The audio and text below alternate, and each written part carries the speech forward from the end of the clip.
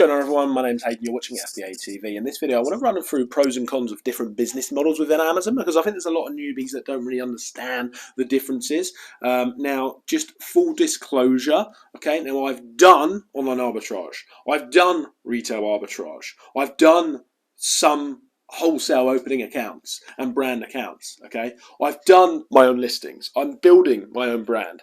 That's what I've done. I haven't done everything, just so you know, and I haven't done all of them on a big scale. And I haven't done any of them on a massive scale, but I've made good money and a full-time income from numerous business models within Amazon. I've done dropshipping from eBay to Amazon as well, by the way. So I've done a few business models. I want to run through, in my experience, the pros and the cons of different models.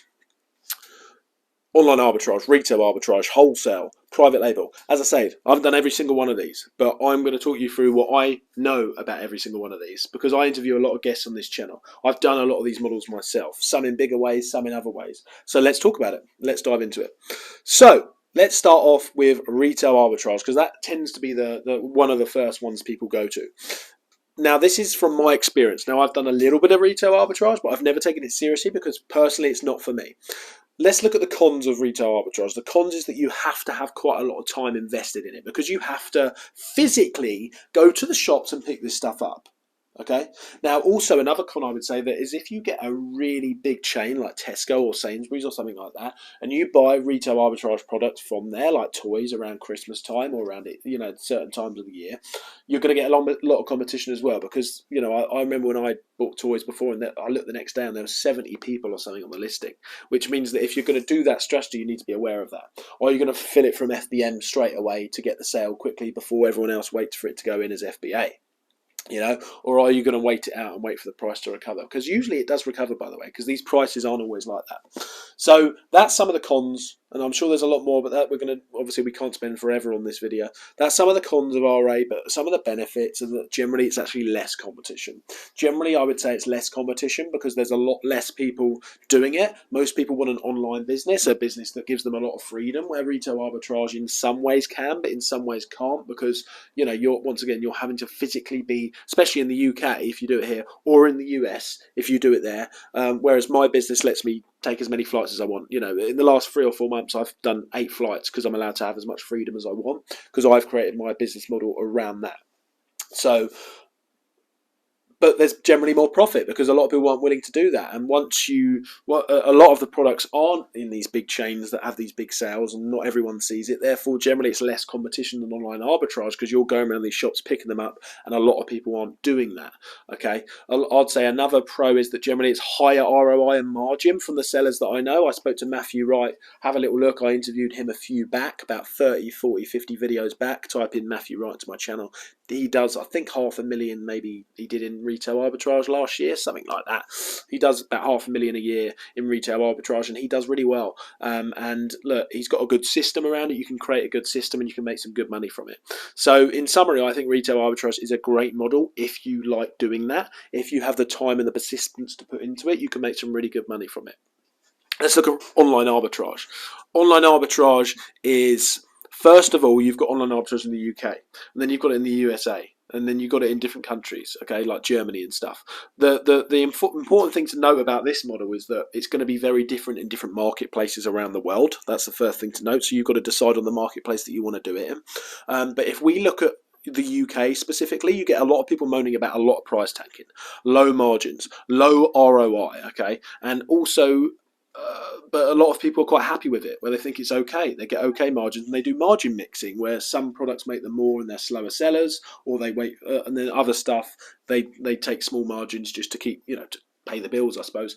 And then other stuff they're waiting for the price to recover once sellers have dropped off it. So you've got to decide what's right for you. You've got to decide which strategy within online arbitrage you're going to do. What marketplace is it? Are you going to do margin mixing? Or are you going to wait for others to sell and then you get the higher price? But it could take months. What's going on? Quick introduction here, just to introduce my new sponsor. So I'm now sponsored by Prepared For You. I've been using this prep center for a fair few months now, and they've been fantastic. Okay, if you are interested in trying them out, I've got a link below. Click on the link below, the Prepared For You link, and you can get £50 off your first month with them. Type in Hayden into the coupon code when you're signing up to your desired package, and you can get £50 off. As I say, really recommend them. I've enjoyed their service, and yeah, very efficient, very communicational, and I will see you in the next video. Let's dive in. To do that, or it could take weeks, who knows? Or are you going to try and get in there fast to get the sale before they all fall off? There's a lot of different methods within online arbitrage and different marketplaces. But from what I'm aware of, okay, this can be a fine business model. You know, it's not something that I would personally want to scale in a big way, but a lot of people do. There's a lot of cashback that comes with it. You can get top cashback from it. You can get Amex pods. You can get capital on tap points. By the way, and I've got links below for all of them, by the way, just in case you want, you know, you can get a load of bonus points if you use them. But look, there's pros and cons to this model. Okay, a lot of people use it as an entry model just to learn Amazon, and I would actually recommend you doing it to do that, just to understand it. You're not actually looking for the profit to start with necessarily. You just want to understand how Amazon works, because it looks like an airplane's cockpit when you first open it up. So that's online arbitrage. You know, in summary, I think it's a good business model. You know, it's a good business model. But I personally wouldn't want to scale it in a big way, because Amazon moves the goalpost a little bit. Sometimes it moves the goalpost around a little bit more. Let me know if you want to do a video on what Amazon's like in terms of moving the goalpost for sellers. They don't necessarily treat their sellers very well. Now, I hope I don't get suspended for saying that. Okay, so let's look at the next business model. Let's look at wholesale. Okay, now wholesale's under sort of a couple of categories. You've got wholesale in itself in its sort of naked form, where obviously, you know, you're opening wholesale accounts. Now, you're going to find them on Google, or you can find them just in your local area, driving around your industrial estate, or you can see trucks that go past with a wholesale company on it. Why don't you contact them and try and open an account with them? You've got that type of wholesale where, you know, people can make good money from it, and obviously your goal is to open with suppliers that, you know, higher barrier to entry. Probably want to be VAT registered to do that, or definitely a limited company bare minimum. You want to be taken seriously. Probably want to open your own website, even if it's not functional, just so that you've got some sort of brand for them to look at, so it looks more credible. And then you've got a different form, and then you've got kind of like where you're actually trying to get brand deals, and that's still sort of classed as wholesale. You know. Even though I think it's a different sort of thing. In some ways, it's kind of like the holy grail of just selling on Amazon. You know, you want to get like open wholesale accounts. Say if you've got an account, imagine if you've got an account with Nivea, and Nivea didn't want to sell on Amazon, for example. Wow, you know, you're like a millionaire overnight. Do you know what I mean? Like, you've got all of their products that you're allowed to sell on Amazon. Can you imagine? You know, and you're the only one with the rights to them. That's the potential of brand deals, and that's what people class as wholesale as well. Now, I've never done this strictly. I've opened brand accounts and wholesale accounts for my brand, but I've never actually done wholesale or brand deals in its naked form. Now, should I have? Probably. When I started, I reckon I should have started on that 6 months in, but I didn't, and you can't go back. And now I'm doing what I'm happy with. Our aim is more private label sort of stuff. But yeah. In summary, I think there's sellers that do small margins in it. There's sellers that do higher margins in it. There's sellers that make a hell of a lot of money from it. Most 7, 8, 9-figure sellers that you see, they do brand deals. They do wholesale. So it tends to be the main model for the big boys, if you like, apart from private label. Okay, or they do a bit of both. But, you know, margins can be small in wholesale, by the way. And once again, it's different marketplaces. Are you in the USA? Are you in Germany? Are you in the UK? Etc. Etc. That's what I know about wholesale. And now let's move on to private label sort of stuff. Now, private label is once again, it's a big umbrella. Now, private label can be. Most people think a private label is importing from China, putting your own label on it, putting your own manufacturer, putting your own name on it, putting your own manufactured brand name on it, and stuff like that. And that is private label.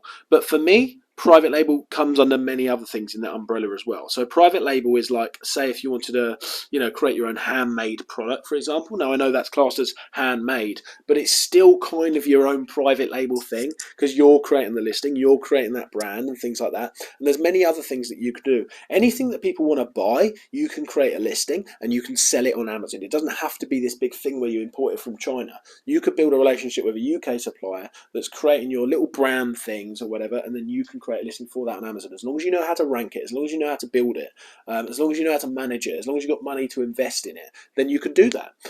So private label for me is like a big umbrella of anything that you're going to create your own listing on, anything that you're going to build a brand on, anything that you can sell you can create your own listing on Amazon as long as you can compete, and that's the important thing. I use Jungle Scout at the moment, or you can use Helium 10. Check out my discount codes below, and that will tell you if you can compete on these different areas. You've got to learn to read them, learn to master them, and that's how you can actually start to master private label. So for me, private label can never be dead. For me, private label is, once again, different in different marketplaces. For me, private label is one of the biggest opportunities, along with wholesale and brand deals. And it's something that I'm definitely going to be building a multi-7-figure brand in the future in. And it's currently what we're working on at the moment. It's the private label type stuff, and then hardcore private label in the near future. Probably next year, we're going to start importing stuff from different countries. So look, there we go. That's my summary of a few different business models, just to give everyone sort of a brief outline of the different models when you're looking at starting out on Amazon, because I know to start with it can be a bit of a minefield where you're not sure what strategy to do. My advice would be do the strategy that feels right for you, but start off with one of the basic strategies, online arbitrage, retail arbitrage, and then have an aim of just having an understanding of how to work Seller Central, how to sell, what happens when you sell it, how do you get refunds, how do you get reimbursements when products don't turn up, how do you get reimbursement from items from Amazon that are getting refunded. Just learn the basics and then pick your model and then go all in and stick with it. That would be my advice. So please make sure you like and subscribe if you found value from this. Make sure you share it with someone that's also interested in selling on Amazon, and I will see you in the next video. Thank you very much.